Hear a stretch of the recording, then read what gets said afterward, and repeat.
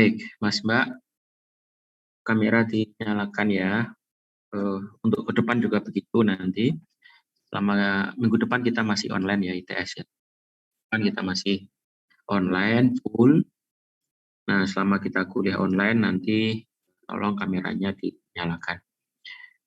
Eh, Sebelum kita mulai, saya pengen tahu dulu kalian background-nya kan macam-macam ya, macam dari berbagai jurusan Nah, eh, ini adalah mata kuliah pengayaan. Ini adalah mata kuliah pengayaan, tetapi sebenarnya ini harusnya itu jadi mata kuliah wajib seharusnya bagi seluruhnya teknik, karena nanti kalau kalian kerja itu ujung-ujungnya duit, ya, ujung-ujungnya duit kalian kerja. Kalian mau mengembangkan apapun, apapun, pasti ujung-ujungnya ketika kita presentasi ke direksi, ke direktur, ke pengambil kebijakan, pasti akan ditanya, akan butuh dana berapa, seberapa menguntungkan, dan seterusnya. Sebagus apapun idenya, ketika dari segi uang itu tidak menarik, biasanya ide itu tidak akan dihasil. Ide itu tidak akan berjalan. Ya, nah, mata kuliah ekonomi teknik, engineering economics itu adalah sebenarnya membahas aspek keuangan, aspek modal, investasi operasional untuk menjalankan sebuah ide-ide usaha, termasuk ide-ide engineering. Kalian dari jurusan apapun ketika membahas itu aspek teknisnya sudah banyak. Kalau teman-teman dari teknik mesin misalkan ada kekuatan tarik, kekuatan tekan, harus tahan karat, energinya efisien dan seterusnya. Kurang lengkap tanpa ada aspek ekonomisnya. Tidak lengkap kalau tidak ada hitung-hitungan duitnya. Ya. Jurusan lain juga seperti itu. Pengalaman saya apapun idenya ketika nanti sudah bekerja, akan selalu ada pembahasan terkait dengan keuangannya, aspek uangnya, modalnya, menjalankannya, returnnya, harus ada hitung-hitungannya. Ya, nah, mata kuliah ini sederhananya bisa kalian maknai sebagai analisa aspek keuangan dari engineering, dari teknik, dari teknologi. Ya, sekarang misalkan saya sedang mengerjakan kajian sebuah rencana pendirian kawasan industri di Gresik, kawasan industri untuk khusus industri halal. Untuk perusahaan-perusahaan halal itu akan disediakan kawasan di Gresik. Timnya itu lengkap, Mas Mbak. Ada teknik sipil, ada lingkungan, ada tata kota, ada hukum, ada sosial. Ya. Nah, saya di situ tugasnya adalah bagian aspek finansialnya, aspek keuangannya. Kalau kawasan industri itu akan didirikan di situ, dia akan butuh dana berapa, misal pembelian tanah, kemudian pembelian bahan-bahan untuk membangun infrastruktur awal. Terus kalaupun itu nanti sudah dibangun, kita perlu mengelola. Ketika mengelola itu ada pimpinannya, ada stafnya, ada satpamnya, macam-macam lah lengkap. Jadi ada investasi, ada operasional dan seterusnya. Ya. Jadi si investor ini dia ingin tahu desainnya bagaimana, layoutnya seperti apa jaminannya kok itu menarik bagi perusahaan-perusahaan itu untuk mau mendirikan perusahaan di situ. Oke, teknisnya. Setelah itu investor juga akan nanya, ini butuh modal berapa? Kalau saya mau berinvestasi di situ, uang saya akan balik modal dalam berapa lama? Kita bicara payback period. Ya. Kalau investor ini mencari modal dari pinjam uang di bank dengan bunga 14% per tahun, maka ide usaha ini harus bisa menghasilkan minimum 14% setahun. Karena dia dapat modal dari pinjaman bank 14% setahun, maka kalau itu digunakan untuk usaha, maka usaha itu harus bisa memberikan return lebih besar dari bunga yang harus dia bayar. Maka di situ nanti kita akan bicara yang disebut sebagai rate of return, ROR, rate of return, gitu ya. Sekilas beberapa kira-kira nanti yang akan kalian bisa dalam mata kuliah.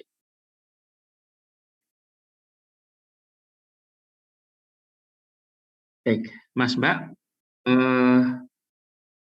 silahkan download materi ya di Classroom itu sudah saya upload materi ke-1, overview dulu.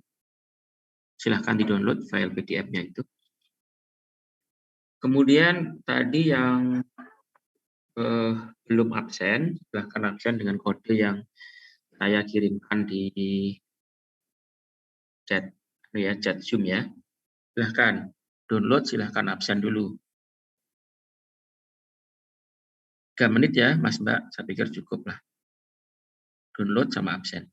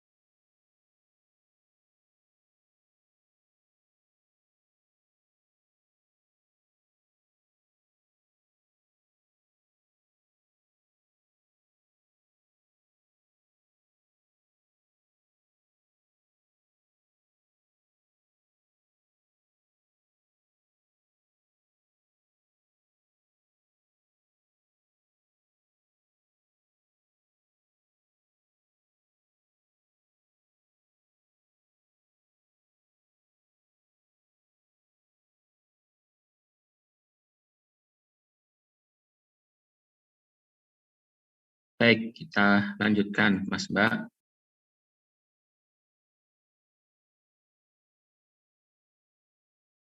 Baik, saya akan kenalan dulu ya. Kenalan dulu. Ini saya, Mas Mbak.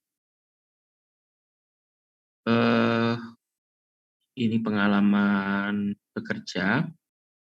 Jadi saya sempat kerja dulu ya di sebuah perusahaan di mana tuh? Tangerang. Kemudian saya sebelum di sini di SCT Telkom Bandung, Universitas Telkom sekarang. Kemudian pindah ke ITS. Kemudian saya juga mengajar di Angkatan Laut, sekolah perwira ya di sana. Lanjutannya Akabri. Kemudian saya S1 S2 di Bandung, dari ITB Bandung, S1 S2. Kemudian ini beberapa kajian proyek yang pernah saya kerjakan. Cukup banyak ya, Mas Mbak. Nanti saya akan sharing di sini beberapa yang terkait dengan mata kuliah ini. Ya, cerita-cerita nanti berdasarkan pengalaman real di lapangan ini akan saya ceritakan ke kalian. Baik, itu saya ya, Mas Mbak. Baik, kita akan mulai masuk ke materi, Mas Mbak. Kita kuliah ini di Engineering Economics atau aspek ekonomi dari engineering. Ya, baik. Gini, Sebelum kita mulai dari aspek-aspek yang lebih ke perhitungan ya nanti, kita akan mulai dulu dengan beberapa tahap pengambilan keputusan, sehingga di mana materi dari mata kuliah ini itu diperlukan. Nah, ini adalah pengambilan keputusan secara umum, ya. Yang pertama tentu kita harus menyadari problem, recognize problem. Baik, sebelum ke sana saya coba kalian itu apa sih yang disebut kalian masalah. Baik, coba saya tanya Mas Adim. Halo Mas, selamat siang Mas. Muhammad Adim. Ya, Mas asli mana? Saya asli Sidoarjo, Pak. Sekarang kerja dari mana? Ada di Sidoarjo. Oke. Mas, masalah itu apa Mas? Masalah. Pernah punya masalah Mas? Pernah. Sebuah hambatan untuk mencapai tujuan mungkin. Sebuah hambatan untuk mencapai tujuan. Oke, coba sekarang Mbak Vivi. Halo, selamat siang Mbak Vivi. Vivi Bella. Iya, Pak. Gimana Mbak, apa masalah itu Mbak? Masalah itu keadaan yang belum sesuai harapan, Pak. Oke, ya, baik. Baik, begitu ya Mas Mbak. Jadi Mbak Vivi sama Mas Adim saling melengkapi jawabannya ya. Intinya problem itu adalah adanya gap. Gap itu perbedaan antara yang diinginkan dengan yang dicapai sekarang. Ya. Kondisi yang diinginkan dengan yang dicapai sekarang, kondisi existing. Adanya gap itu. Kalian kalau magang mulai bekerja, nanti kadang kita kalau tanya ke perusahaan, Pak, di sini ada masalah apa? Kadang mereka menjawabnya, nggak ada apa-apa, Mas, baik-baik saja. Ya. Karena bisa jadi karena mereka itu nggak punya target, sehingga ya baik-baik saja.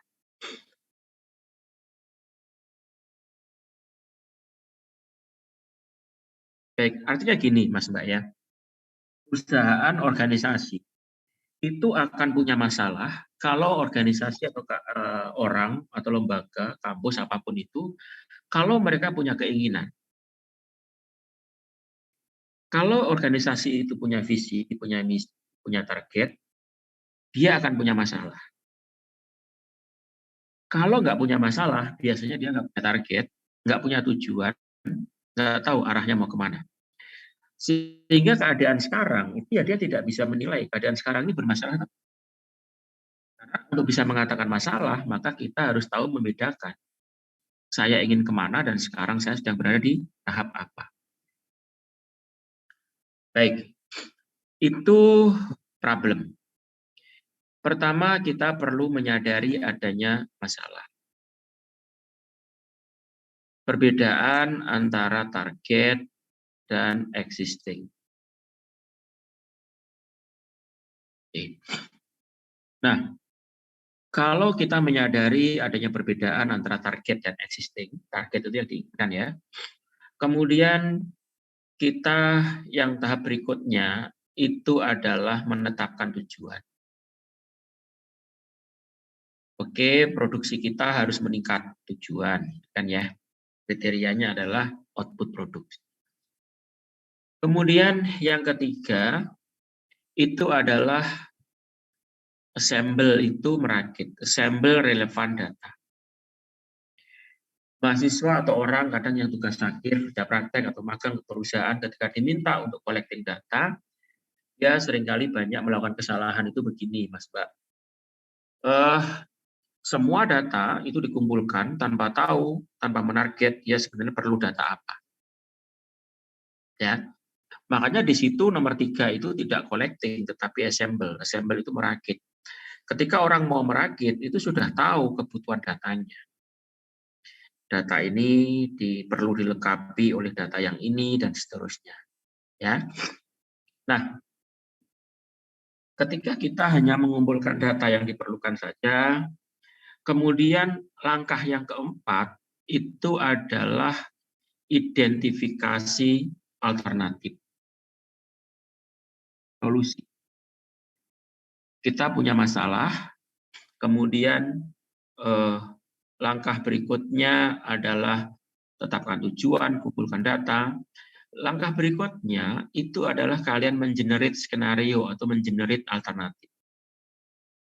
Kalau kita ingin seperti itu, ingin mencapai target itu, apa alternatif tindakan, kegiatan, aktivitas yang bisa kita lakukan, yang bisa kita lakukan untuk menyelesaikan masalah itu. Oke, misalkan ya ada A, ada B, ada C, ada D. Itu alternatif. Oke, alternatif. Setelah alternatif itu di-generate, dibentuk, kemudian kita perlu memilih, perlu memutuskan alternatif apa yang terbaik. Maka ketika memilih itu, kita itu perlu kriteria. Saya akan menilai alternatif yang seperti apa? Yang cost-nya terkecil, atau profitnya terbesar, atau yang manfaatnya sangat luas bagi masyarakat umum, atau apa? Artinya kita perlu kriteria itu. Baik, setelah kriteria itu dipilih, maka langkah berikutnya adalah kita perlu membuat model. Ya, perlu membuat model. Model itu adalah tiruan dari sistem nyata. Keuangan itu ada modelnya, Mas Mbak. Jadi model misalkan saya mengestimasi setiap tahun penjualan akan naik 5%. Itu model. Ya, itu model. Nah, kemudian setelah ada model, setelah ada alternatif, setelah ada kriterianya, kita perlu memprediksi. Kita perlu memprediksi output dari setiap alternatif itu. Berdasarkan kriteria yang kita gunakan. Kemudian dipilih. Ya, kemudian dipilih. Kemudian yang ke-9 itu diaudit hasilnya. Ya, hasilnya diaudit. Audit itu bisa semacam validasi. Misalkan, apa iya datanya benar seperti itu? Jangan-jangan datanya salah, jangan inputnya salah dan seterusnya. Orang bisa berniat benar, ilmunya benar, bisa salah gini. Ya, rupiah bisa ditambah dengan dolar, kan salah, satuannya belum disatukan, ya belum disamakan. Kilogram ditambah dengan ton, meter ditambah dengan kilometer. Modelnya sudah benar, jarak ditambah jarak, modal ditambah modal, tapi satuannya berbeda, akhirnya bisa menjadi salah. Ya, maka diperlukan tahap terakhir itu adalah audit. Nah, apapun masalahnya, Mas Mbak, termasuk engineering problem, itu sebagian besar tahapannya akan melalui tahapan-tahapan ini. Ya, tahapan akan seperti ini, sampai 9 ini, decision making proses itu. Nah, yang akan kita pelajari dalam mata kuliah ini, itu adalah akan menganalisa aspek finansialnya, aspek ekonomiknya di dalam tahapan-tahapan ini. Ya, misalkan, saya ingin usaha dengan ROR, rate of return yang lebih dari bunga bank. Saya ingin ROR-nya 20%. Ya. Kemudian alternatifnya macam-macam nanti, usaha A, usaha B, usaha C, usaha D, dan seterusnya. Nah, Mas Mbak, yang akan kita pelajari dalam satu semester ini, itu adalah salah satunya, kalian akan paham beberapa kriteria yang digunakan untuk menilai ide-ide, usaha, ide investasi, ya. Nanti misalkan seberapa cepat investasi itu akan balik modal. Kalian akan belajar tentang payback period. Bagaimana sih menghitung periode yang diperlukan untuk mengembalikan modal investasi, payback period. Ya. Terus kita berbandingkan dengan bunga bank, tadi rate of return. Kemudian kita perlu menilai bahwa besarnya laba tidak semata-mata bisa menunjukkan ide itu bagus. Ya, misalkan saya ada ide usaha butuh modal 1 triliun, misalkan ya, 1 triliun. Kemudian ide usaha itu akan menghasilkan keuntungan 1M. 1M kan besar ya, 1 miliar kan besar per tahun. Tetapi modalnya 1 triliun. Apakah itu menarik? Tidak menarik, karena profitnya hanya 1/1000. Saya usaha warung kopi. Modal 100 juta. Per tahun bisa menghasilkan 20 juta. Usaha warung kopi itu lebih profitable, meskipun untungnya cuma 20 juta. Misalkan begitu ya, Mas Mbak. Nanti kalian akan saya latih, saya pertajam insting kalian untuk menilai sebuah rencana investasi, ide-ide engineering, menggunakan kriteria-kriteria ekonomi teknik. Ada profitability index, rate of equity, kemudian rate of return, kemudian internal rate of return, payback period, kemudian net present value, dan beberapa yang lain, masih banyak ya.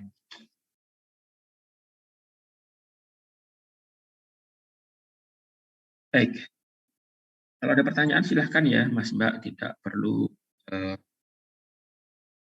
dipersilahkan. Tuh. Baik, gini, tadi yang saya agak terlewat. Ya, tadi kan decision making. Keputusan, yang dimaksud dengan keputusan itu adalah memilih. Kalau tidak memilih itu tidak keputusan ya Mas Mbak. Jadi keputusan itu memilih. Keputusan itu selalu terkait dengan memilih dari sekian alternatif. Kalau kita hanya ada satu alternatif, maka itu dinamakan ya keterpaksaan, bukan pilihan. Ya. Jadi yang dimaksud dengan keputusan itu adalah selalu memilih beberapa alternatif mana yang terbaik.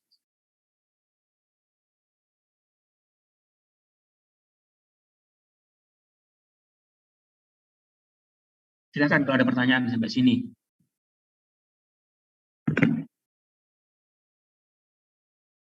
Oke, silakan Mas Aji. Mas Aji Tri Irianto. Ya Pak. Halo Mas. Sampean ketawa ketiwi, ketawa apa Mas? Enggak Pak, nanti bercanda sama. Sampean nyambi apa? Sambil apa kuliahnya? Enggak nyambi Pak. Terus Anda ketawa ketiwi tadi kenapa? Enggak Pak. Kuliah atau enggak Mas? Kuliah Pak. Enggak enak Mas dipandang kayak gitu tuh. Okay. Atau enggak kuliah aja sekalian? Gimana? Ganggu yang lain gitu tuh.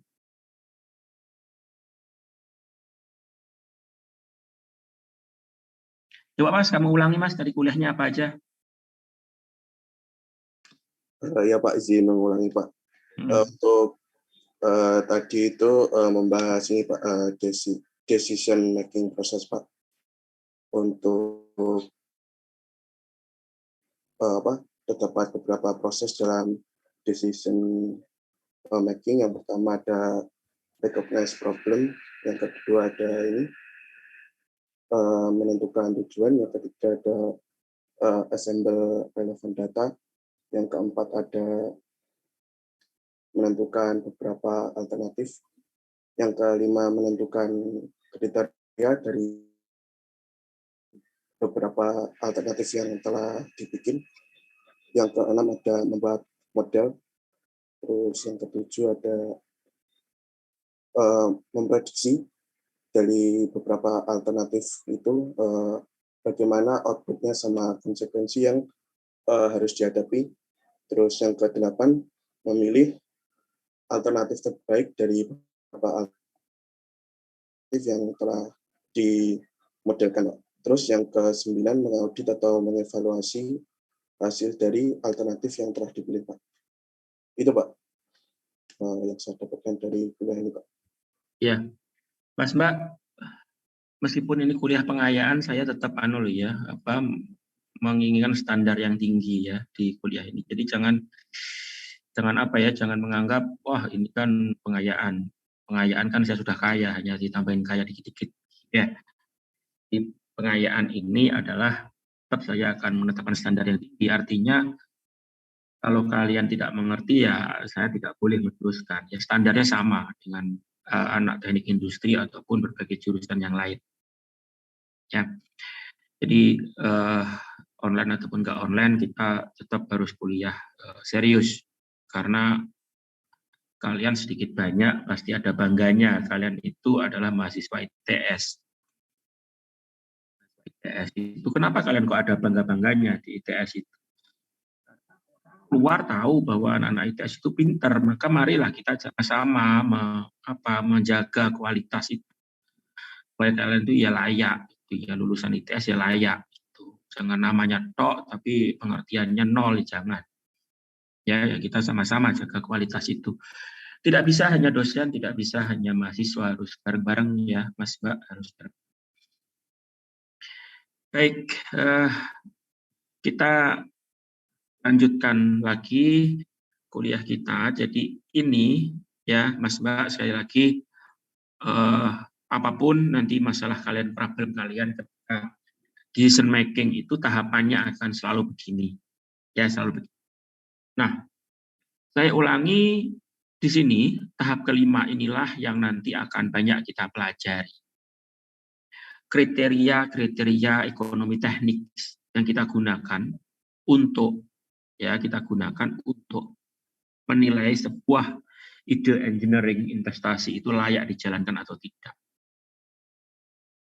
Kalian nanti kalau kerja diajak rapat gitu menggunakan ukuran-ukuran finansial, kalian tuh paham, ngerti maksudnya apa.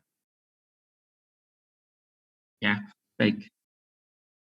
Nah, karena ini pengayaan, kalau di teknik industri itu biasanya sebelum belajar ekonomi teknik itu ada mata kuliah satu lagi disebut sebagai analisis biaya. Analisis biaya itu bicara banyak terkait dengan karakteristik biaya. Ya, karakteristik biaya itu nanti macam-macam ya, sebutannya macam-macam, tapi karakteristiknya itu akan beda-beda. Nanti kita dengan memahami karakteristiknya itu kita akan tahu nanti pergerakan biaya itu. Ya, pergerakan biaya. Baik, ini tahapan umumnya ya, Mas Mbak. Nah, sekarang saya akan sampaikan ini referensi, Mas Mbak.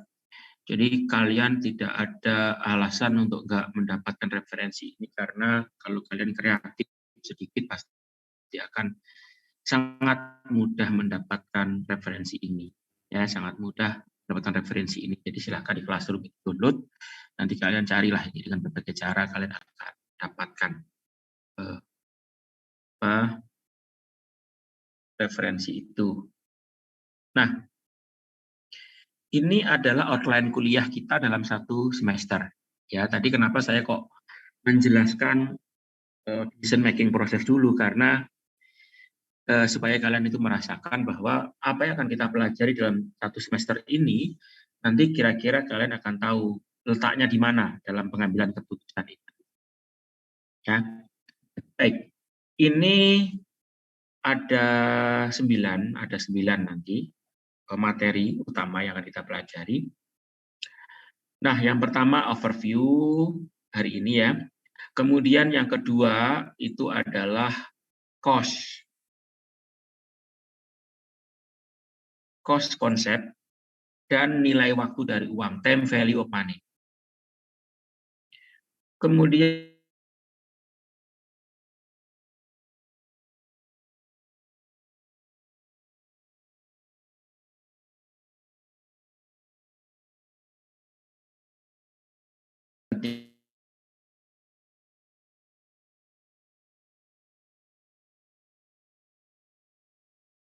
itu nanti kita bicara terkait dengan berbagai skema, bisa pembayaran, bisa hutang, bisa macam-macam. Jadi misalkan Mas Mbak nanti ada pertanyaan-pertanyaan seperti ini, misalkan uang 10 juta sekarang dengan uang 15 juta 5 tahun lagi, itu berharga mana? Ya, itu poin keempat, nanti kita bisa tanya di situ. Terus yang kelima, ini yang saya sampaikan tadi, kriteria-kriteria ekonomi. Yang sering kalau Mas Mbak nanti rapat-rapat di pekerjaan itu akan sering membahas ini. NPV, ROR, payback period, benefit cost analysis, profitability index, kemudian cash flow, banyak bicara di sini. 5 ini. Nanti mungkin 5 ini bisa 2 minggu sendiri atau lebih ya, karena penting di situ. Nanti akan saya ajarkan lebih banyak. Kemudian ada sensitivity, analisa sensitivitas, analisa resiko. Kemudian ada yang disebut sebagai depresiasi. Depresiasi itu adalah penurunan nilai suatu aset. Kalau mobil misalkan 5 tahun, bangunan 20 tahun, tanah tidak punya depresiasi, dan lain-lain. Nanti kita pelajari di poin yang ke-7. Poin yang ke-8 itu replacement analysis. Replacement itu penggantian. Di situ nanti kita akan bicara umur teknis, umur ekonomis. Umur teknis itu adalah secara teknis aset ini masih bisa digunakan. Tetapi umur teknis itu bicara apakah aset ini masih ekonomis untuk dipakai atau enggak. Ya, nanti kita bicara umur teknis, umur ekonomis, nanti ada hitung-hitungannya juga di sini. Kemudian yang poin ke-9, saya juga menginginkan kalian yang mengambil kuliah ini, itu terampil menggunakan software. Excel aja cukup. Ya, di Excel itu sudah sangat kaya fungsi-fungsi yang bisa kita gunakan untuk untuk perhitungan ekonomi teknik ini. Karena ekonomi teknik ini adalah kriteria atau istilah-istilah terminologi yang sangat banyak digunakan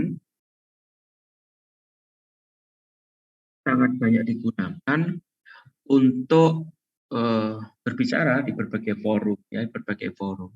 Sehingga Microsoft Excel pun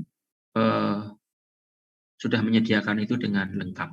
Jadi kalian nanti akan ada tugas-tugas yang bisa kalian kerjakan menggunakan Excel, ya, master dalam Excel, terutama terkait dengan ini.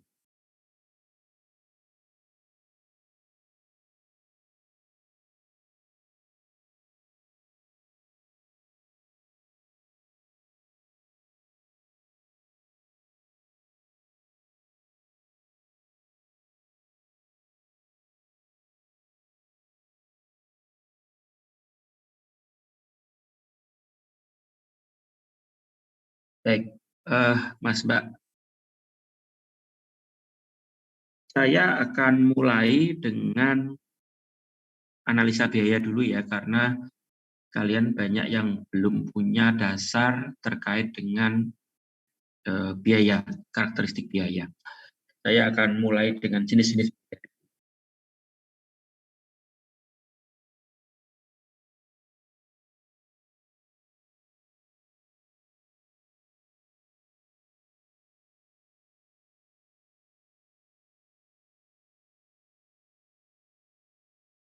Baik, saya tanya dulu ya ke kalian ya, Mas Mbak.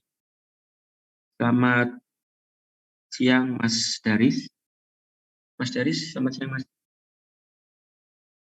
Ya, siang, Pak. Eh, asli mana, Mas? Saya asli Semarang, Pak. Lagi di Semarang ini berarti? Enggak, di kos. Sekarang lagi di mana? Lagi di Surabaya, Pak. Oke. Mas Daris pernah ngerental mobil? Pernah, Pak, di Surabaya. Dipakai kemana? Jalan-jalan ke Malang? Ke Malang sama ke Solo dari Surabaya. Apa mobilnya? Avanza? Avanza, Pak. Nah, berapa per hari, Mas? Per harinya yang kopling tuh 275, yang Matic 300, Pak. 300. Diisi berapa orang, Mas? Diisi 6 orang, Pak. Diisi 6 orang. Itu bayarnya gimana? Urunan atau gimana? Atau gimana? Iya, Pak, urunan per anak di total nanti. Urunan per. Kenanya berapa? 50-an? Iya, 51 orang, jadi kan 300. Mas Mbak, saya akan mengawali ilustrasi kasusnya Mas Daris yang rental mobil Avanza Matic 300.000 per hari diisi 6 orang. Jadi Mas Daris itu mengatakan bahwa kalau diisi 6 orang maka per orangnya itu 50.000. Ya, per. Kalau diisi 5 orang, berapa Mas bayarnya? 5, 60, Pak. Kalau 4? Kalau 4 sekitar 75. Semua bisa ngitung lah. Yang intinya adalah semakin sedikit bayarnya akan semakin mahal. Tetapi ada biaya yang tidak berubah, yaitu nyewanya tetap 300.000. Mau dipakai 1, dipakai 2, mau 6 orang, bayarnya tetap 300.000. Ya. Itulah yang disebut dalam ekonomi teknik disebut sebagai fixed cost atau biaya tetap. Biaya tetap. Ya.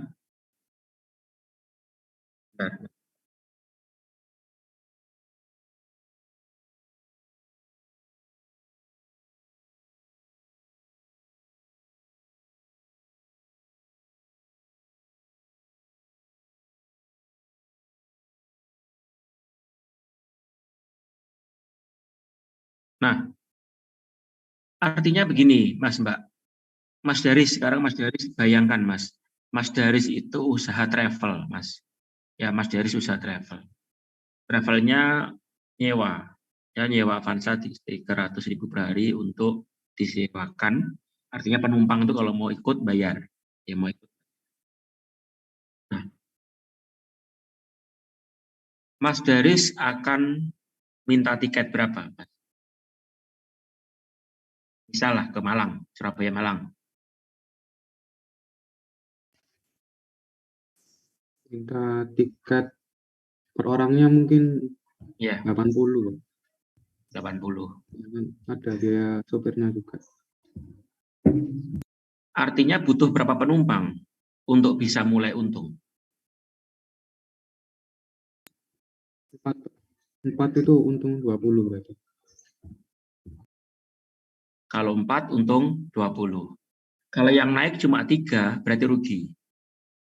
Ya kan? Yang naik 2 rugi. Naik 1 apalagi. Ya. Nah, baik. Perhatikan Mas Mbak, ilustrasi sederhana tadi.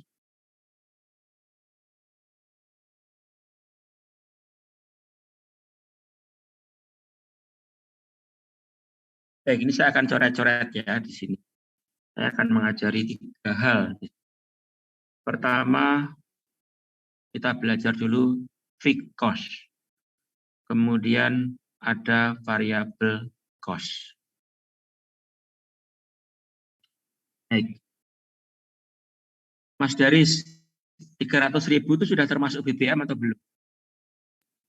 Belum, Pak. Belum. Baik. Kalau ke Malang itu mungkin ya berapa ya? 150. 150. Berarti total itu 450 ya, Mas ya? Nggih, Pak. Heeh. Berarti tadi 80 itu masih rugi ya kalau 4 orang ya? Iya, kalau tanpa BBM. Berarti 100 berapa, Mas? 120 mungkin per orang ya? 120 lah. 120 kalau terisi 4, 480. Oke. Baik, Mas Mbak. Jadi yang disebut dalam investasi itu, yang disebut dengan fixed cost itu adalah biaya yang harus kita keluarkan yang nilainya tidak ditentukan oleh banyaknya produk yang terjual, tidak ditentukan oleh banyaknya konsumen yang kita layani, itu disebut sebagai fixed cost, biaya tetap. Di kasusnya Mas Daris tadi, biaya tetap itu adalah biaya rental mobil dan biaya BBM. Karena di situ tetap akan keluar 45, tetap akan keluar 45. Nah, pertanyaan berikutnya adalah kalau tiketnya itu 120, tiketnya 120, maka untuk bisa balik modal, minimum kita harus mendapatkan 4 penumpang. Ya. Minimum mendapatkan 4 penumpang.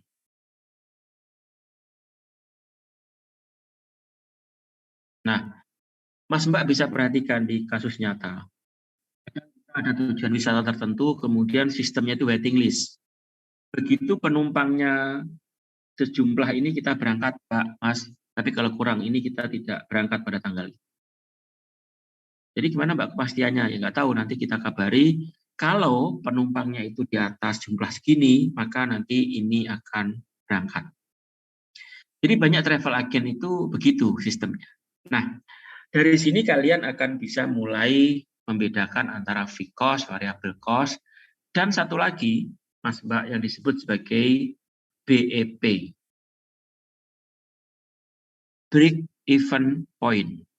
Ini break, ini event, ini point. Jadi jumlah konsumen, jumlah produk yang diperlukan untuk membalikkan modal. Ya, artinya kalau jumlah produk, jumlah penumpang, jumlah konsumen kurang dari BEP, maka usaha itu akan rugi. Kalau lebih dari BEP, usaha itu akan untung. Jadi BEP ini adalah jumlah minimum untuk balik modal. Belum untung loh ya, balik modal. Ya. Nah, kalau ini 4 itu untung sedikit kan ya, ya 30 lah, 30.000 untuk ngopi habis. Kalau 3 rugi, kalau 5 untung mulai terasa. Jadi 4 penumpang itu adalah BEP-nya si usaha travelnya Mas Daris tadi. Dengan tiket 102, dengan struktur biaya seperti ini. Tuh, Mas Mbak. Oke. Dengan ilustrasi seperti itu, nah variable cost-nya apa? Variable cost-nya. Variable cost-nya di sini adalah tidak ada. Kebetulan ya. Para penumpang, misal ya, kalau penumpang itu 120 itu, tiket dikasih nasi kotak. Ini jadi variable cost nasi kotak ini. Setiap tiket nanti dikasih nasi kotak seharga 25.000. Nah, nasi kotak ini menjadi variable cost karena kalau penumpangnya 1, nasi kotaknya 1. Kalau penumpangnya 2, nasi kotaknya 2. Kalau penumpangnya 6, nasi kotaknya 6. Maka nasi kotak yang kita berikan ke penumpang itu disebut sebagai variable cost. Ya, disebut sebagai variable cost. Gitu. Ya, Mas Mbak. Baik. Sekarang dari cerita tadi coba saya kasih kasus yang sederhana sebentar, kemudian nanti tolong kalian tentukan BEP-nya.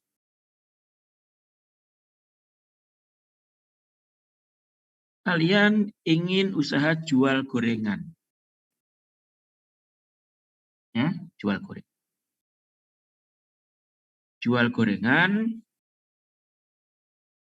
gerobak,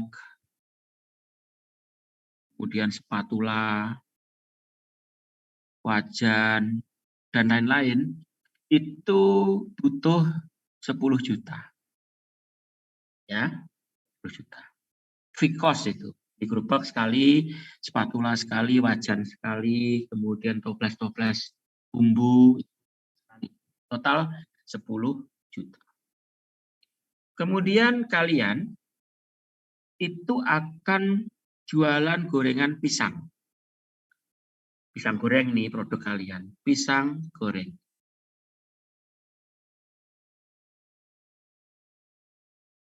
Dan pisang goreng. Jadi bahan bakunya pisang, minyak, gula, tepung. Pokoknya per unitnya, per unit pisang goreng itu, dia perlu berbiaya Rp1.000. Nah, 1 unit pisang, ini bicara harga jual ya, harga jual. Itu kalian jual dengan harga 1.500.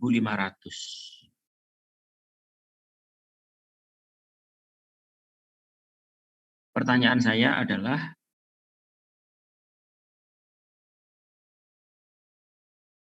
kalian harus mampu menjual berapa pisang goreng untuk bisa balik modal?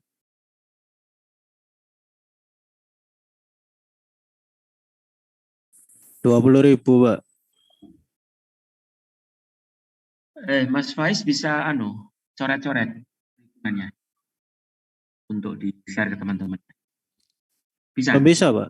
Belum ada notetnya. Bentar, saya saya jadikan co-host ya, Mas, biar bisa coret-coret nggak ini? Mas, share sendiri.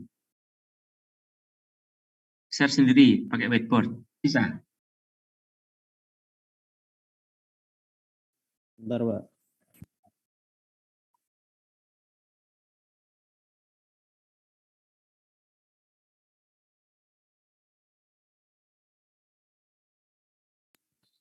Sudah terlihat belum, Pak? Sudah. Silakan Mas, jelaskan pelan-pelan ya. Ini sederhana tetapi dasar yang penting sekali untuk berbagai investasi.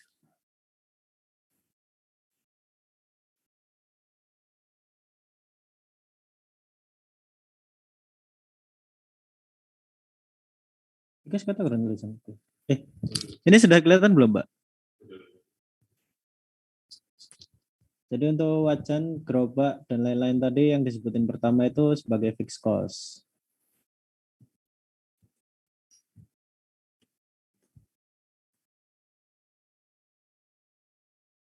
Dengan harga 10 juta. Lalu untuk pisang, gula, tepung, dan lain-lain itu sebagai variable cost. Di mana dia bisa berubah-ubah seiring dengan jumlah penjualan dari pisang kita atau gorengan. Sebesar 1.000. Lalu setiap penjualan pisang atau yang saya sebut mungkin income di sini itu 1.500.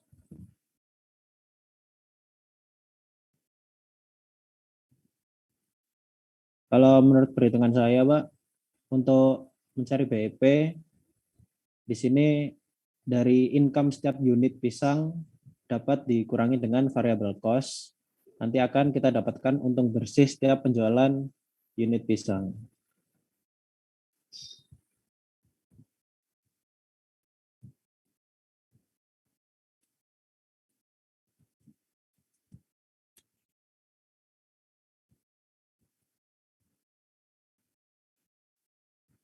Seperti ini didapatkan untung bersih 500 setiap penjualan unit pisang. Nah, karena setiap penjualan kita sudah income 500, maka tinggal dicari BEP-nya atau poin dari balik modal dari fixed cost-nya. Jadi 10 juta dibagi dengan untung bersih.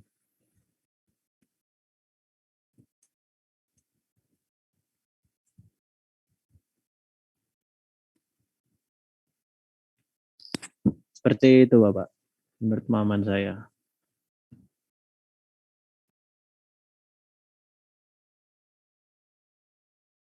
Ya. Ada pertanyaan, Mas Mbak, yang lain? Saya rasa cukup jelas, Pak. Ya. Nah, Mas Mbak, kasus ini kan kelihatan simpel ya, tetapi kan kadang begitu. Kalian dalam tahap apapun ya, dengan PKM atau apa, ide usaha nanti setelah lulus, atau mungkin kalian sekarang kuliah sambil usaha, begitu ya. Ini hitung-hitungan kasar yang penting kalian gunakan, karena untuk menjawab begini, pertanyaan itu nggak cukup begini. Idemu tuh bagus, gitu. Idemu bagus, pisangmu enak. Terus ditanya, kira-kira laku nggak? Laku. Nah, jawaban laku itu nggak cukup loh, Mas Mbak. Harus lengkap. Laku. Minimum 20.000 unit. Kalau kamu laku, tapi cuma 10.000 unit, ya laku sih laku. Tapi kamu masih rugi. Nah, itulah BEP, Mas Mbak. Break even point. BEP. Jadi mungkin kalian di sekitar kos-kosan, di tempat kampung halaman gitu ya. Dan melihat ada usaha baru dibuka, kelihatannya rame. Tapi beberapa saat loh kok tutup, padahal rame. Nah, rame betul. Tetapi ramenya tidak sampai ke BEP. Di contoh yang barusan itu adalah kalian menjual 20.000 ya Mas ya? 20.000 Iya, Pak, 20.000 unit pisang. 20.000 unit pisang. Mas pernah beli pisang goreng di pinggir jalan? Pernah, Pak. Pernah iseng-iseng nanya gitu nggak? Sehari laku berapa? Oh, enggak pernah, Pak. Saya cuma beli aja.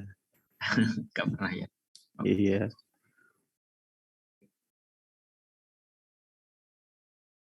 Baik, itu ya Mas Mbak, itu yang disebut sebagai break even point. Nah,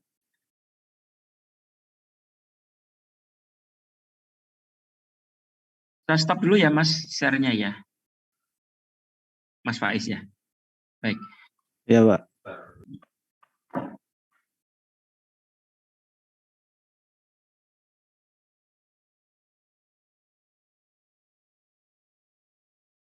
Baik. Mas, Mbak, saya akan tunjukkan kalian grafik yang biasanya digunakan untuk menjelaskan BEP ini. Ini biaya. Ke atas itu cost. Ke kanan itu key atau quantity atau kuantitas dari produk. Quantity atau quantity. Nah, fixed cost itu digambarkan dengan garis mendatar. Artinya, berapapun jumlah yang diproduksi, biaya fixed cost-nya tetap tidak berubah. Ini fixed cost. Nah, variable cost itu mulai dari nol, dari titik sini variable cost itu. Kalau tidak menggoreng pisang sama sekali, tidak jualan pisang sama sekali, atau nol yang dibuat, maka biayanya akan nol, variable cost itu. Nah, makin banyak diproduksi, dia akan makin banyak ya biayanya. Nah, kemudian total cost. Total cost adalah fixed cost ditambah variable cost. Jadi merah ditambah hijau itu akan begini. Ini total cost, kemudian ini variable cost. Nah, kapan BEP itu akan diperoleh? Gitu ya. Nah, kita akan gunakan angka BEP. Nah, variable cost tadi 1.000, kemudian kalau kita jual 1.500. Maka di sini kemiringannya lebih besar dari variable cost. Inilah break even point. Inilah BEP. Jadi kalau yang dikerjakan Mas Faiz tadi, ketemulah di sini dalam kuantiti 20. Tuh, Mas Mbak. Jadi, sekali lagi, ketika kita punya ide usaha, itu hitung-hitungan BEP itu sangat penting. Karena ini terkait dengan pasar. Ya, ide itu bagus, mungkin produknya istimewa, tetapi ketika diproduksi, dia itu harus bisa terjual minimum sebesar BEP. Minimum. Hanya balik modal loh BEP itu. Artinya kerja bakti kan. Anda usaha tanpa return. Modalnya balik aja. Itu di BEP.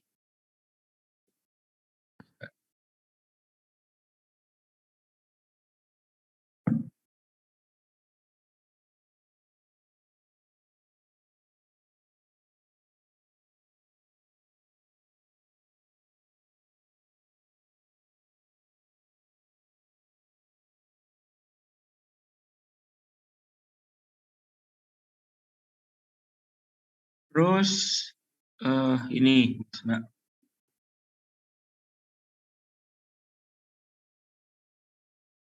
Oke, itu biaya ya. Fixed cost, variable cost, katanya dengan BEP. Baik. Nah, sekarang saya akan mengenalkan kalian kepada apa yang disebut sebagai sunk cost.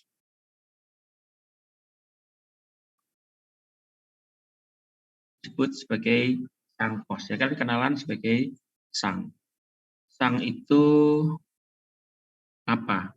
Halo Mbak Nur Azizah, selamat siang Mbak. Siang Pak. Sunk itu apa Mbak? SUNK itu apa artinya? Sang setahu saya mungkin kalau kapal itu tenggelam Pak. Tenggelam kalau kapal. Ya, sang itu tenggelam ya. Tenggelam. Kalau sunk cost itu adalah biaya yang sudah tenggelam. Nah, baik.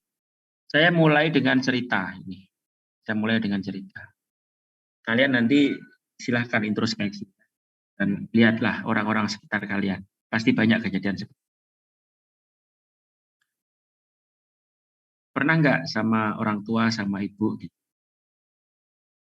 Mbak Nur suka jajan? Suka Pak. Suka dibelikan orang tua jajan? Iya Pak. Baik. Pernah nggak Mbak Nur orang tuanya bilang gini? Manggilnya apa? Dek, Kak, atau apa? Orang tua? Dek Pak. Dek. Kan sering gini ya kadang orang tua tuh bilang ini, Dek, nasi gorengnya dimakan. Sayang, tadi mama sudah beli harganya cukup mahal loh. Sering bilang begitu. Nggak persis tapi nadanya begitu kan ya. Pernah kan ya? Iya, ada Pak. Kalau Dek dimakan ini nasi gorengnya tadi belinya mahal loh.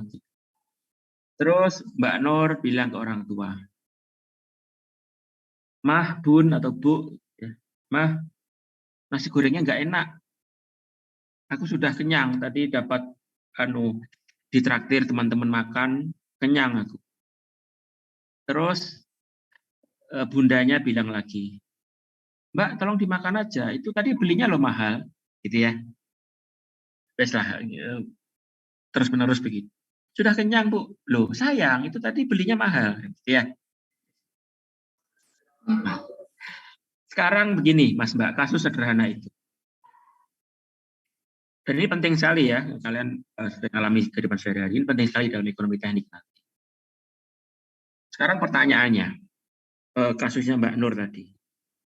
Apakah dengan memakan nasi goreng yang tidak enak itu, pada kondisi perut sudah kenyang, itu akan mengembalikan uang untuk membeli nasi goreng? Enggak Tidak, kan? Pak. Mbak, Dek, tolong dimakan nasi gorengnya supaya nanti uangnya kembali. Enggak kan? Enggak.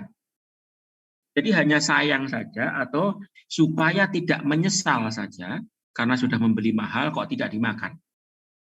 Tetapi dengan nasi goreng itu dimakan, dibuang, dikasih ke orang, siapapun, dibiarkan saja, uang yang sudah digunakan untuk membeli nasi goreng itu tidak kembali. Yang ada hanya menambah penderitaan anaknya. Perutnya kenyang, disuruh menghabiskan nasi goreng yang tidak enak. Hanya karena tadi dibelinya dengan harga yang mahal.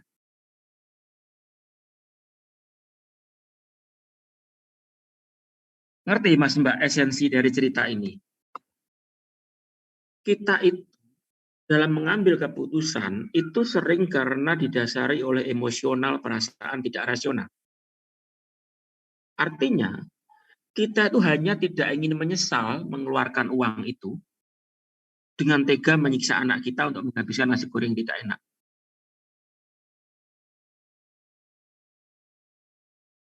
Loh, sekitar Anda, orang tua Anda sendiri, kan melakukan itu kan? Beli nasi goreng, antrinya lama, pulang kehujanan, bannya bocor, sampai kosan nggak enak nasi goreng. Sama teman kosnya pasti kan bahasanya, weh dimakan weh, tadi perjuangan belinya weh. Semacam itu kan. Uang Anda dengan memakan nasi goreng itu uangmu tidak kembali. Yang ada hanya menambah penderitaan. Ya, baik. Di dalam ekonomi teknik itu disebut sebagai sunk cost atau biaya-biaya yang sudah tenggelam. Biaya-biaya yang tidak bisa direcover lagi, biaya-biaya yang sudah tidak bisa diperbaiki dengan keputusan yang akan diambil. Oleh karena itu, sunk cost itu tidak boleh diperhitungkan dalam ekonomi teknik. Tidak boleh diperhitungkan dalam ekonomi teknik. Misal begini, Pak, kenapa mesin yang sudah tua ini kok tetap dipakai? Kenapa nggak diganti saja? Oh sayang Pak, dulu belinya itu bersusah payah Pak ini. Mahal sekali loh dulu ini. Loh Pak, sekarang ada teknologi baru. Nanti kalau Bapak ganti dengan mesin itu, nanti biaya operasionalnya akan murah, jarang rusak, produknya presisi, kualitasnya tinggi, kecepatan produksinya cepat. Jauh dengan mesin ini. Jangan Pak, sayang Pak. Mesin ini dulu berdarah-darah untuk mendatangkannya, masangnya, sampai bisa ada di pabrik ini. Jangan Pak. Sering Mbak, saya mengalami ketemu orang yang berpikir masih sangkut seperti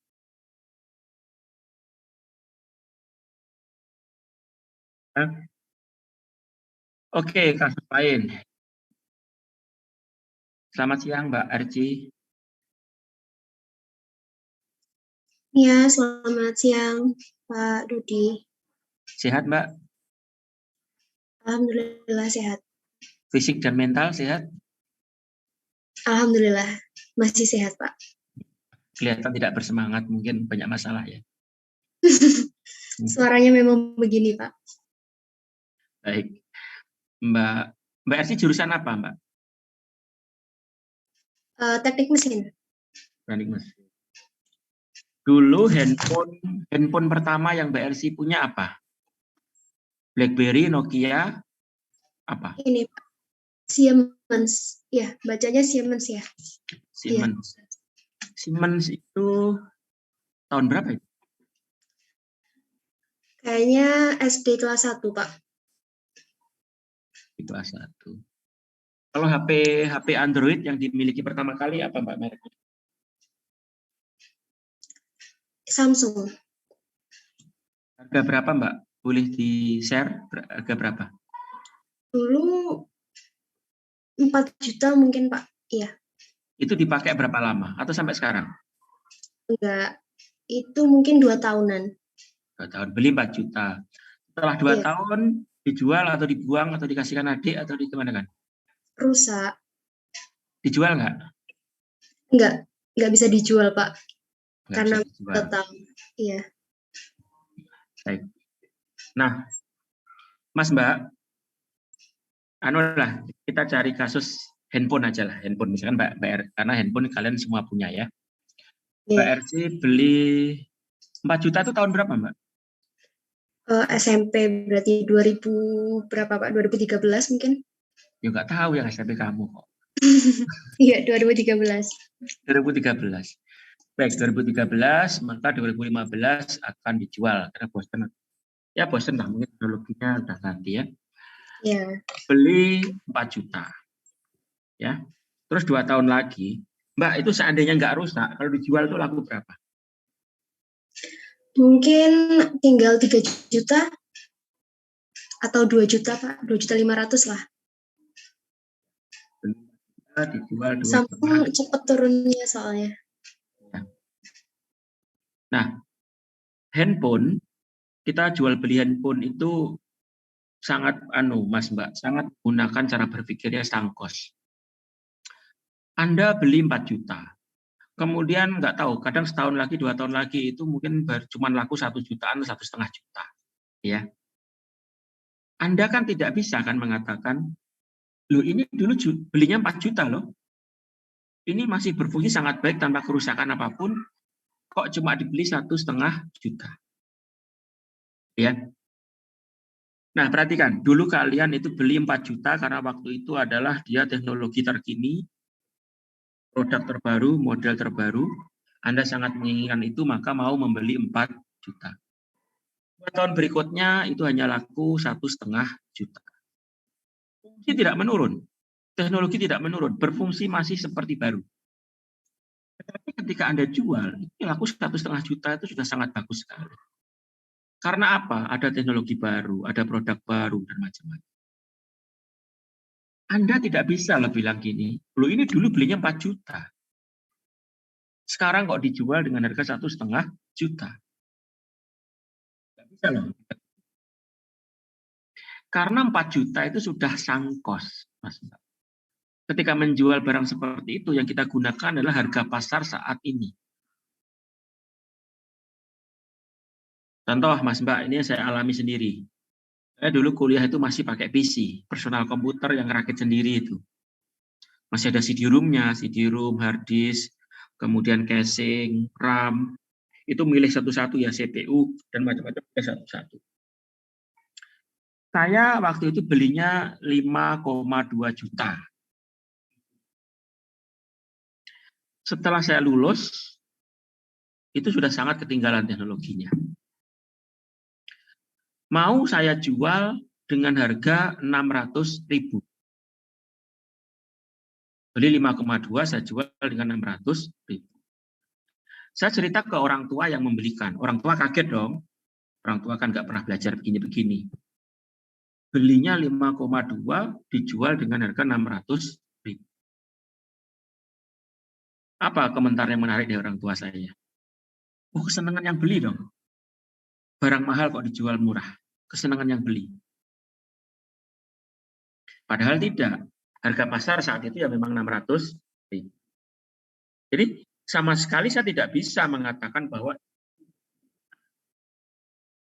sekarang kok kamu beli cuma 600.000. Jadi harga beli dulu itu sudah sangkos, tidak bisa kita apa-apain lagi. Kita kalau menjual apapun itu yang kita berlakukan adalah harga sekarang, harga pasar dari produk kita itu sekarang. Ya, baik, di slide ini itu ada contoh itu, Mas Mbak ya. Kalian lihat.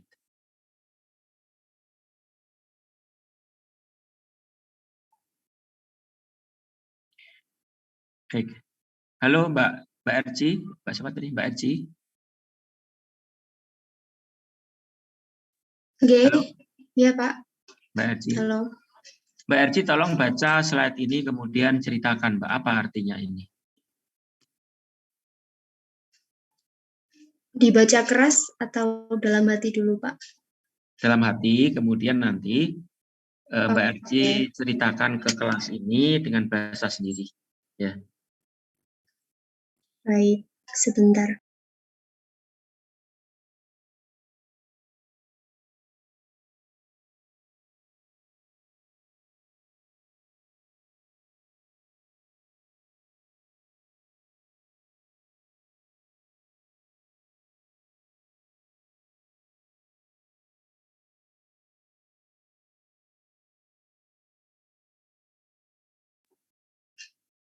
Gini Pak, jadi misalkan nih 3 tahun lalu Anda membeli sebuah laptop dengan harga $2.000 gitu.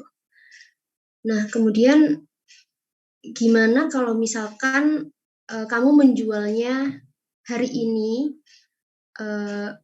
dengan harga segitu gitu? Apakah harga pembelian itu berpengaruh ke harga jual sekarang? Seperti itu Pak. Mirip-mirip dengan cerita saya nih berarti ya. Oke. Cerita saya. Baik, terima kasih Mbak Erci. Nah, Mas Mbak, sekali lagi ya, saya ulangi, sang kos ini tidak boleh diperhitungkan di dalam ekonomi teknik. Artinya, apapun ya, ini prinsip umum dalam pengambilan keputusan. Dalam mengambil keputusan itu, yang boleh kita pertimbangkan itu hanyalah yang masih bisa dipengaruhi oleh keputusan. Saya ulangi, mengambil keputusan dalam hal apapun itu hanya boleh mempertimbangkan hal-hal yang masih bisa dipengaruhi oleh keputusan yang akan diambil.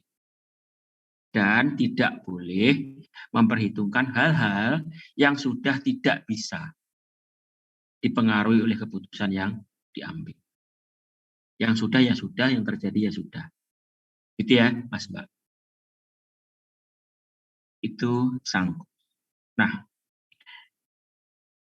setelah sang kos sudah, saya akan mengenalkan kalian dengan istilah opportunity cost. Opportunity itu adalah kesempatan. Ya, opportunity adalah kesempatan.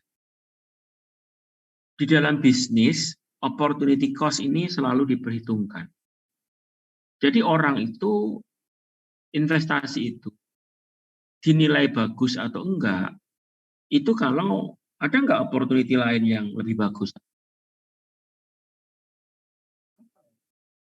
Kita mengambil kebijakan untuk menjalankan sebuah investasi, dan modal kita terserap di sana.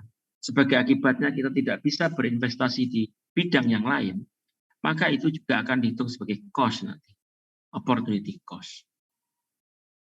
Ya, jadi opportunity cost itu adalah profit, keuntungan yang tidak dapat kita peroleh gara-gara kita itu memanfaatkan uang kita, modal kita untuk hal yang lain. Ya, untuk hal yang lain.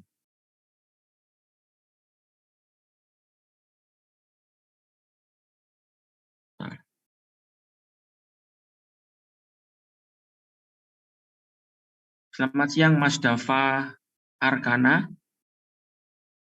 Siang Mbak. Mas Arkana itu bukannya grup musik ya Mas, betul ya? Kan? Saya kurang tahu juga Pak. Artinya apa Mas? Pernah nanya ke orang tua? Nggak pernah nanya juga Pak. Nggak pernah. Baik. Mas punya nenek yang masih sehat, masih ada? Ada, masih? Ada Pak. Kalau punya uang disimpan di mana Mas? Saya atau nenek saya? Nenekmu, nenek. Oh, nenek saya kalau punya uang disimpan di bank mungkin. Nggak pernah nanya ya, dikira minta uang saku. Nggak Pak. Baik. Nah, di bank dalam bentuk apa? Deposito, tabungan biasa, atau nggak tahu? Tabungan biasa sih harusnya Pak. Tabungan biasa. Kalian pernah lihat tabungan biasa itu dapat berapa per bulan, per tahun?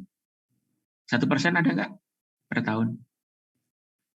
2%? Nggak pernah ngecek, dan uang saku nggak pernah kurang, nggak pernah lihat bunga. Orang kaya ini mesti Mas Dava ini, Dava karena. Amin, Pak. Ya, amin. Ya Rabbal Alamin. Baik, gini Mas Mbak. Kalau Anda punya uang, kemudian Anda tabung di bank dengan bunga 1% tahun, kecil sekali, silahkan cek. Kepotong biaya administrasi mungkin tambah minus itu ya, cek aja.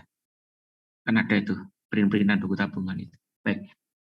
Nah, kalau dalam 1 tahun kalian itu diberikan 1%, ya Anda punya uang nih, terus uangmu kamu taruh di tabungan biasa 1% setahun. Ada alternatif lain, kalian depositokan dapat 5% setahun. Yang dimaksud dengan opportunity cost itu adalah 4% yang hilang itu. Ada alternatif lain, mendepositokan dapat 5%. Terus Anda itu tabungan biasa hanya dapat 1%. Maka yang disebut sebagai opportunity cost itu adalah 4%. Ada alternatif lain yang lebih produktif, tapi Anda memilih yang dapat hanya 1%. Oke. Terus Mas Dava ini sudah cukup bergaul gitu ya. Semula uangnya di tabungan biasa, kemudian ada temannya yang suka deposito. Kemudian uangnya Mas Dava ini dipindah ke deposito dari 1% menjadi dapat 5% setahun. Lumayan ada kenaikan 4% setahun. Kalau 100 juta ya lumayan ada tambahan 4 dalam tahun. Kemudian Mas Dava bergaulnya lebih luas lagi. Akhirnya Mas Dava punya teman yang tidak suka menabung, tapi suka membeli emas. Emas antam atau emas yang lain yang kemurniannya tersertifikasi 99,99%. 1 gramnya sekitar 1. Silahkan lihat di googling atau Yahoo Finance gitu, di macam-macam lah. Trading View atau macam-macam. Silahkan Mas lihat pergerakan harga emas dari tahun ke tahun. 20 tahun yang lalu, 10 tahun terakhir. Mas lihat kenaikan harga emas itu. Setahun itu secara rata-rata harganya itu naik 20% setahun. Lihat aja. Ya, habis kuliah ini lihat. Itu setahun sekitar 20%, ya pesat-pesatnya 15%. Terus Mas Dava itu, oh iya ya, kan bergaulnya meluas. Dulu tabungan biasa, pindah ke deposito. Sekarang pindah ke emas. Nah, dari deposito ke emas itu maka ada opportunity cost 15%. Yang semula cuma 5% setahun, sekarang mendapat 20% setahun dengan memindahkan investasinya dari deposito ke emas. Ya, depositonya ke emas. Oke, tabungannya dipindah ke emas, dapat 20% setahun. Bergaulnya meluas lagi ini. Yang semula cangkruknya sama anak ITS. Anak ITS itu nggak begitu suka uang, Mas Pak. Loh, betul loh, Mas Dava. Anak ITS itu nggak begitu suka uang. Yang suka uang itu kampus-kampus swasta itu suka uang. Loh, saya cerita serius ini. Kalian introspeksi lah. Ya. Saya itu pernah ikut dalam seminar gratis. ITS mana? Nggak suka uang. Baik, saya ceritakan dulu ya kenapa kok saya sampai bilang begitu ya, biar kalian. Nah, tadi dapat emas, ya dapat emas 20%, ya 20% setahun. Terus cangkruknya tidak hanya di Keputih, tidak hanya di Gebang. Terus Mas Dava ini cangkruknya pindah ke daerah sekitar Petra, sekitar Ubaya sana. Dapat teman-teman loh, kamu kalau punya uang kamu apain? Tabung, enggak lah, deposito enggak lah. Belikan emas, ngapain beli emas? Kamu apakan? Saya belikan saham. Loh, katanya saham itu bisa loss. Nggak usah perusahaan yang aneh-aneh. Saya belikan BCA saja. Habis kuliah ini silahkan nanti dilihat. BCA itu return per tahunnya berapa? Capital gain-nya, pergerakan harga sahamnya. Dalam 10 tahun terakhir, secara rata-rata, setahun nilai sahamnya BCA itu nilainya naik 30% tahun. Ya, tahun. Itu investasi yang aman sekali. Nah, kalau yang lain-lain bisa 100%, tapi kalau rugi ya bisa 100%. Ya. Nah, artinya saya cerita ini, Mas Mbak, bahwa opportunity cost itu ketika kita menghitungnya itu sangat tergantung kepada kita tahu seberapa banyak alternatif itu. Mas Dava tadi ketika masih Cooper kurang pergaulan, ketika dia nabung di bank, dia yang hanya tahu itu hanya alternatif lain itu deposito. Maka ketika dia menghitung opportunity cost untuk tabungan itu, dia hanya menilai 4%. Wah, ini saya tabung, saya itu rugi 4% sebenarnya. Kenapa? Karena saya tahu kalau kita depositokan dapat 5%. Oke lah, kita hitung cost kita 4%. Wawasan berkembang, investasi emas. Wah, rugi besar saya ternyata. Harusnya tadi saya itu menghitungkannya 19%. Karena sejauh ini saya dapat 1%, harusnya dapat 20%. Opportunity cost saya itu 19% harusnya. Kenal yang investor saham tadi. Wah, saya rugi 29% ternyata selama ini. Itu ya, Mas Mbak. Satu itu, bahwa opportunity cost itu sangat tergantung kepada alternatif investasi yang kalian ketahui. Yang kedua, opportunity cost itu tidak mengeluarkan uang. Jadi dompet kalian tidak semakin habis, ya enggak. Kalau transport cost, rental cost, itu kan uangnya keluar tuh dari dompet berkurang. Kalau opportunity cost itu tidak.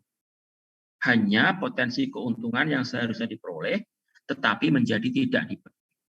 Karena kita memilih aktivitas yang lain. Ya. Baik, kembali ke sindiran saya tadi ya. Kenapa kok saya sampai bilang anak ITS nggak suka uang?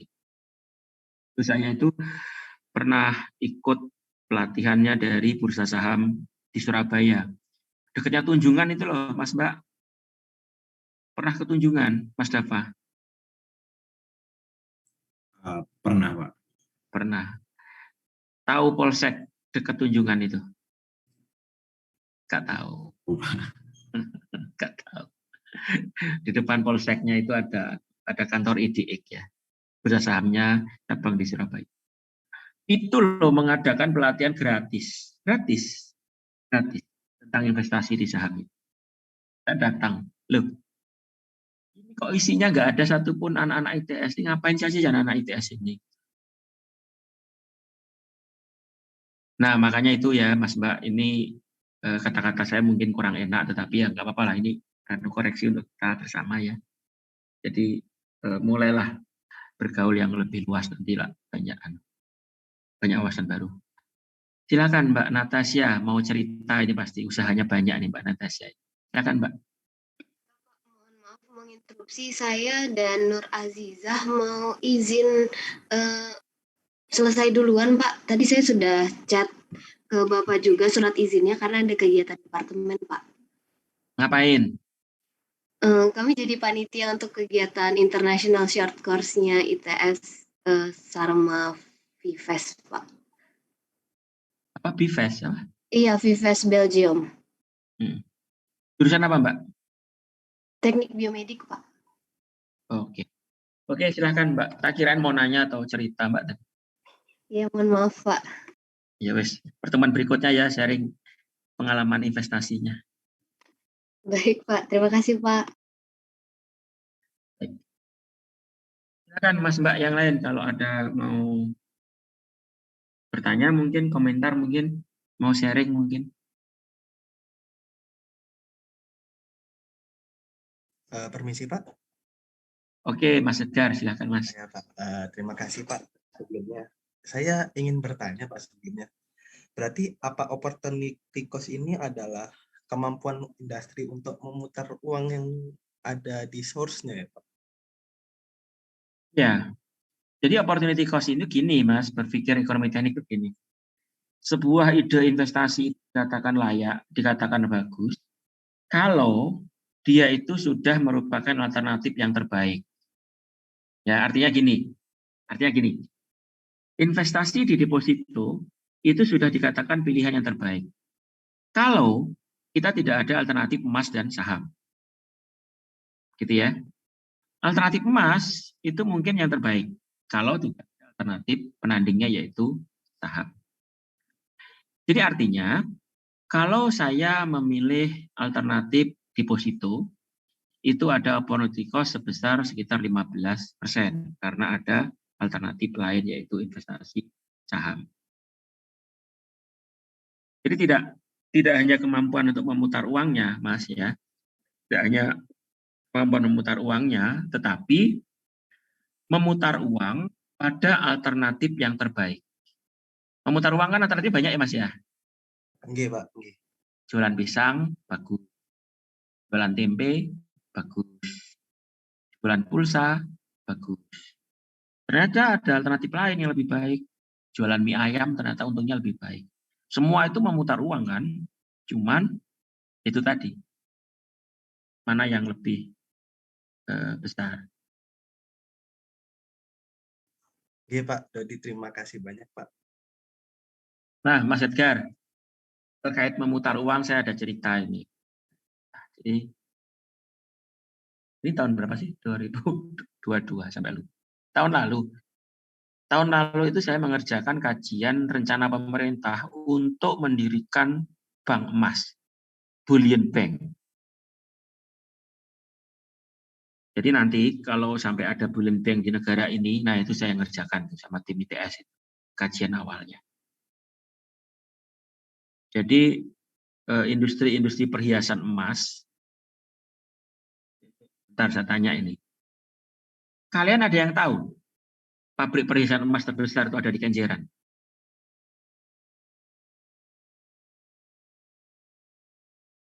Mas Edgar tahu nggak, Mas?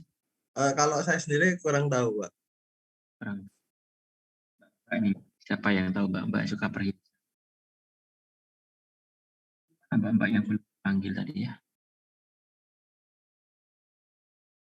Mbak Rachel. Halo, siapa? Sultan, Mbak. Ya, Mas. Kalau nggak salah UBS nggak sih, Pak? Iya, UBS. Terbesar loh itu, besar sekali. Loh, Mas asli mana kok tahu? Kenjeran, Pak. Oh. Tahu Mas pabrik sebelah mana? Enggak sih, Pak, tapi di pasar-pasar tradisional itu kan ada toko perhiasan.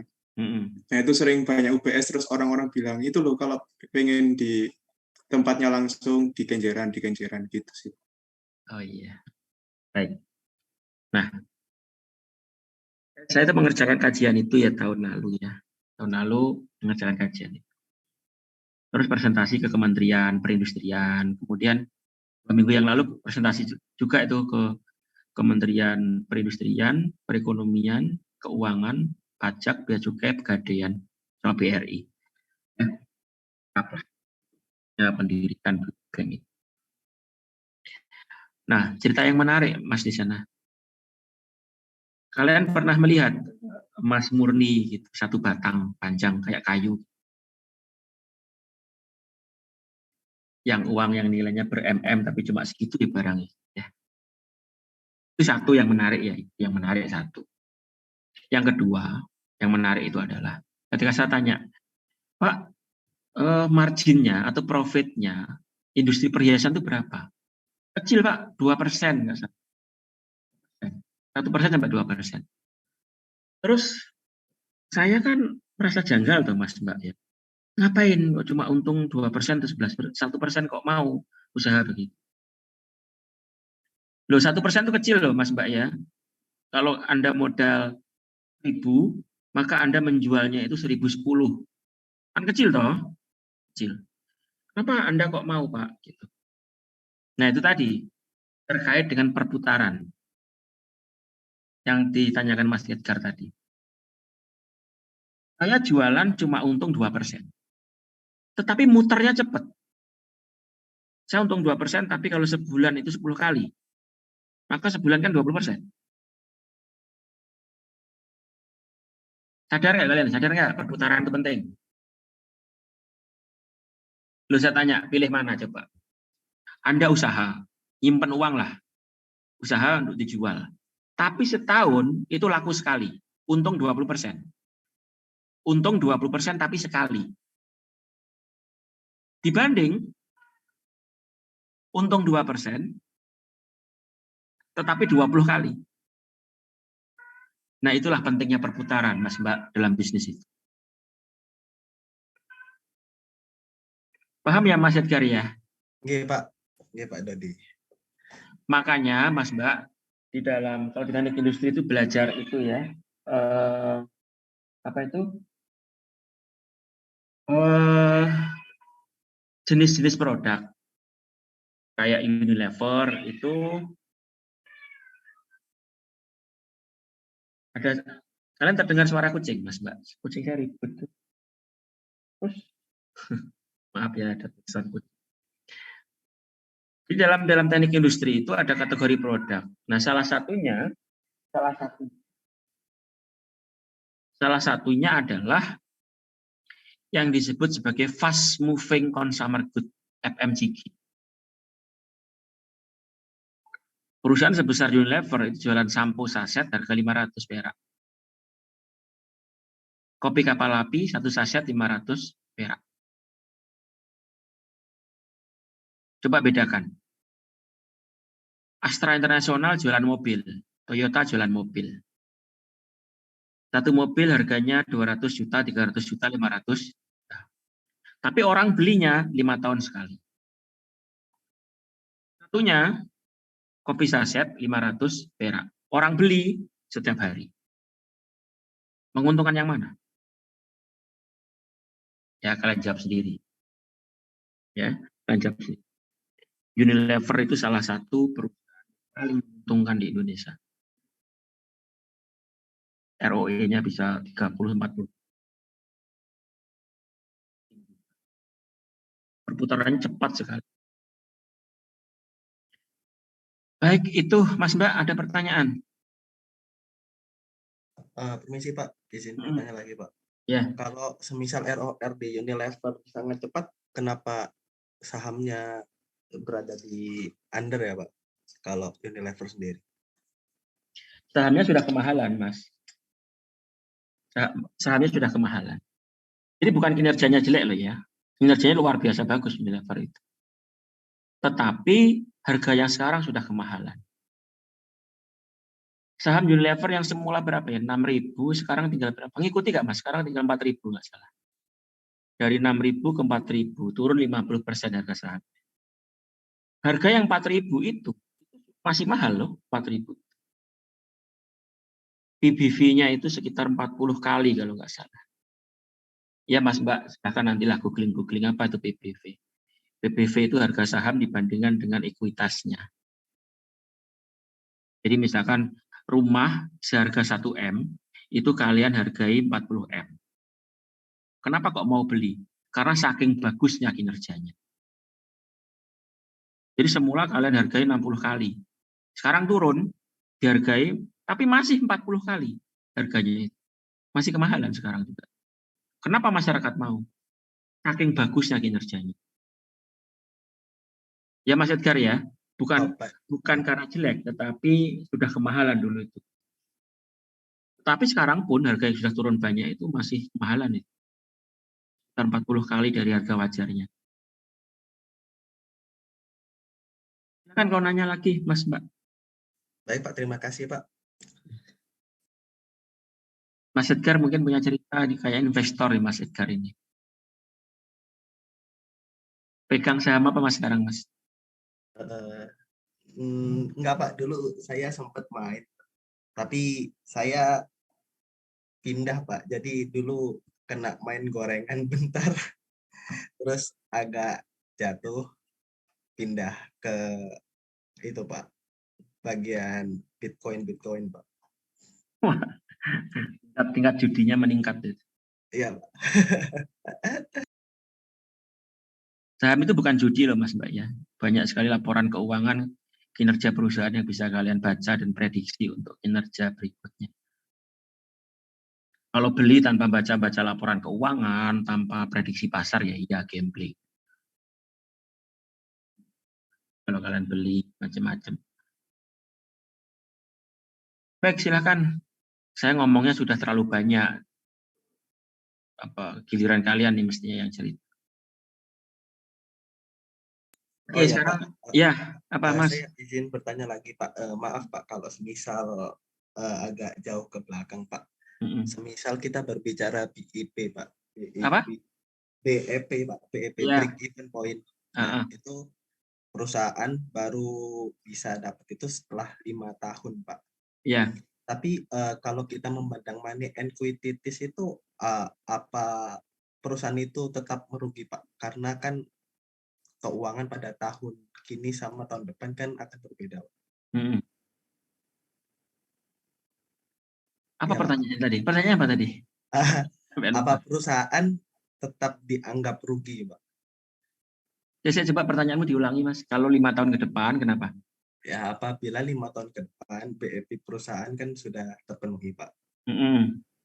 Nah, melihat dari money equity sendiri, apa perusahaan masih dianggap merugi, Pak? Karena nilai uang yang sekarang sama yang depan bakal berbeda begitu, Pak. Ya. Nah, gini, Mas Mbak, pertama gini. Orang itu suka tertukar-tukar antara menghitung BEP dan menghitung buyback period. Ya. Kalau BEP itu satuannya adalah unit atau jumlah atau kuantitas. Jadi misalnya yang Mas Edgar tanyakan itu yang lebih ekstrim adalah jalan tol. Jalan tol itu balik modalnya lama sekali loh. Bisa 20 tahun baru balik modal. Jalan tol loh. Jalan tol lama sekali. Tahun ke depan. Ya. Nah, kalau bicara periode itu disebut sebagai payback period. Berapa waktu yang diperlukan untuk bisa membalikkan modal itu. Ya. Nah, pertanyaannya Mas Edgar itu mungkin terkait kepada Pak, nilai uang itu kan beda antara uang sekarang dengan uang 20 tahun ke depan. Nah, justru itu Mas Mbak yang tujuan kita kuliah itu, kuliah ekonomi teknik sekarang ini. Jadi bagaimana menghitung balik modal itu dengan ikut memperhitungkan perubahan nilai uang. Ya. Misalkan inflasi, bunga bank itu kita perhitungkan sehingga nanti kita bisa secara lebih adil untuk menilai itu, fair menilai bahwa uang sekarang tidak bisa dibandingkan dengan uang di masa depan. Itu. Ya, Mas Mbak, Mas Edgar. Nggak tahu terjawab atau enggak ya pertanyaannya. Oh iya Pak, ternyata berbeda Pak problemnya. Baik Pak, terima kasih. Ya. Jadi kalau tanya apakah sudah balik modal ya belum. Apakah masih merugi? Masih. Masih merugi tapi dalam keadaan yang baik. Kita tahu kok itu balik modalnya 20 tahun lagi. Kalau mau dihitung sekarang ya masih merugi. Tapi kan kita bisa hitung target per tahunnya. Selama per tahun itu menghasilkan sesuai prediksi ya sebenarnya kondisinya baik. Meskipun belum balik modal.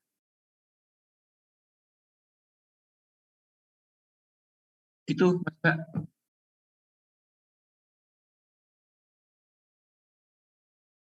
Oke, saya mau menyapa Mas Naufal. Halo Mas Naufal Atazaki. Halo Pak. Iya, kayaknya Mas Naufal ini investor kripto kayaknya, ya Mas? Waduh. Enggak ya? Baru belajar aja Pak, kebetulan. Oh iya. Dari jurusan apa Mas? Teknik mesin Pak. Oh, teknik mesin. Mau sharing Mas, apa gitu keputusanmu membeli, keputusanmu investasi, keputusan diceritakan tetangga, diceritain kakak, orang tua?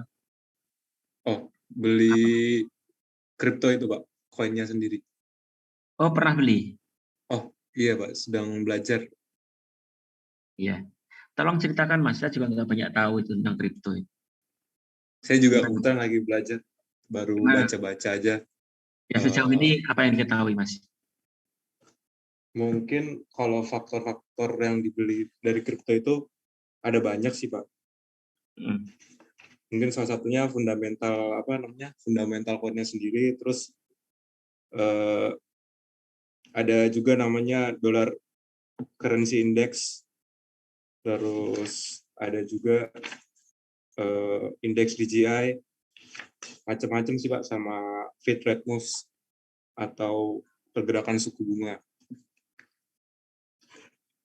Kalau dollar currency index sendiri tuh yang mempengaruhi kalau misalkan orang, misalkan harga dolarnya turun. Nah, orang otomatis instrumentasi dari nilai koin Bitcoin, misalkan Bitcoin ya Pak ya. Bitcoin sendiri itu karena dolarnya turun, maka harga Bitcoin itu bisa naik. Kenapa seperti itu? Jadi orang-orang harus beli Bitcoin itu dengan dolar, Pak. Nah, dolarnya itu turun karena orang-orang beli Bitcoin tersebut. Nah, otomatis harga Bitcoin tersebut bisa naik jika harga dolarnya dijual terus ditukarkan ke Bitcoin-nya tersebut. Mungkin seperti itu Pak yang saya baru ketahui. Macam-macam sih Pak. Generasi kalian itu ya, saya nggak begitu paham. Yeah. Yang tadi dari teknik elektro siapa? Teknik biomedik tadi siapa tadi? Saya dari teknik biomedik Pak. Ya. Yang biasanya mengerti banyak itu anak-anak elektro ya, Mas Win. Namamu panggilannya apa Mas? Iya, Win Pak. Mas Win. Coba Mas, bisa menjelaskan apa itu blockchain yang sebagai dasar Bitcoin itu? Kripto itu. Kalau untuk kripto saya masih belajar. Tapi kalau dari yang saya tahu, blockchain itu kan kayak suatu sistem, sebenarnya kayak suatu sistem pendataan gitu Pak. Jadi kayak sebenarnya untuk aplikasinya itu contohnya kayak misalnya di Jepang itu misalnya terkait nangkap tuna gitu Pak, itu udah ada disimpan dalam blockchain gitu. Mereka tuh punya sistem blockchainnya, jadi nanti siapa yang nangkap tunanya itu siapa, terus nanti tunanya dijual kemana itu kan kayak tercatat di blockchain gitu Pak. Jadi kayak sebenarnya kayak blockchain tuh kayak sistem yang lebih open aja gitu sih Pak. Jadi kayak lebih mudah untuk di tracking dan lain-lain gitu Pak. Kalau untuk blockchain itu sendiri yang saya tahu ya Pak.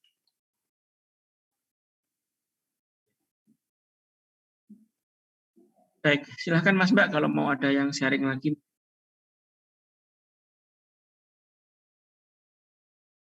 Baik, Mas Mbak nanti kita nanti akan dibantu oleh teman-teman asisten ke kelas kalian nanti yang akan memberikan tugas. Kemudian kalau kalian akan mengerjakan tugas nanti silahkan berkonsultasi gitu ya. Mungkin pertemuan berikutnya nanti akan saya ajak perkenalan di kelas ini ya. Jadi kalian mengerjakan tugas akan dibantu oleh asisten dan tugasnya berkelompok. Ya, baik. Jadi intinya begini ya, Mas Mbak. Kita kuliah ini adalah mempelajari aspek ekonomis dari teknik keteknikan. Teknik sipil, teknik lingkungan, biologi, fisika, ujung-ujungnya akan perlu finansial. Ujung-ujungnya akan perlu analisa finansial. Nah, kalau kalian kuliah dengan baik satu semester ini, nanti kalian akan bisa jawab berbagai isu finansial itu. Minggu depan saya tunjukin ya Excel saya yang saya gunakan untuk itu. Ketika kajian kawasan industri besar Mas Mbak, nilainya 1,3 triliun. Jadi sampai paving, aspal, bahan untuk taman itu dihitung, lampu, regulasi, perizinan, pengolahan limbah, semuanya dihitung. Dan tidak hanya besarnya, tetapi kapan uang itu perlu dikeluarkan. Bagaimana kita menjamin bahwa bulan ini ada uangnya, bulan depan juga masih ada uangnya. Ya, minggu depan lah saya tunjukkan. Baik, begitu Mas Mbak. Kalau tidak ada pertanyaan, kita bisa cukupkan ya kuliah perkenalan hari ini. Ya, semoga nanti kuliah ke depan akan bisa lebih seru, lebih baik, dan kalian bisa belajar dengan baik. Mas Mbak, kita cukupkan kuliah kita hari ini, kita akhiri. Selamat siang menjelang sore. Wassalamualaikum warahmatullahi wabarakatuh. Waalaikumsalam. Waalaikumsalam. Terima kasih, Pak. Terima kasih banyak, Pak.